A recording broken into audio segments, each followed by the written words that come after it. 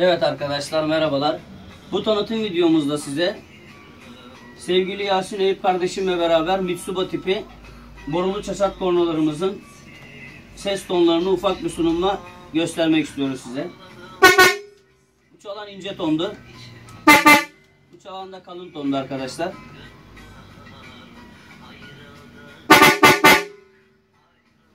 Kornalarımızın her biri 115 desibel ses şiddetine sahiptir arkadaşlar. Her türlü çaçak korna tamir ve onarım işleri tarafımızdan tarafınıza itinayla yapılmaktadır. Zaman ayırıp bizi izlediğiniz için teşekkür ederiz.